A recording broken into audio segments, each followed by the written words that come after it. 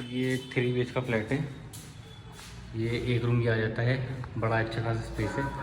और ये वॉशरूम है इसका, ठीक है। और ये एंट्री, इसकी एंट्री से उसके बाद ये स्पेस, और ये आपका वॉशरूम है, ठीक है। उसके बाद एक रूम ये है, ठीक है। ये किचन है इसका, और एक रूम ये है। बालकनी के साथ है ये फ्लैट, ये देखो।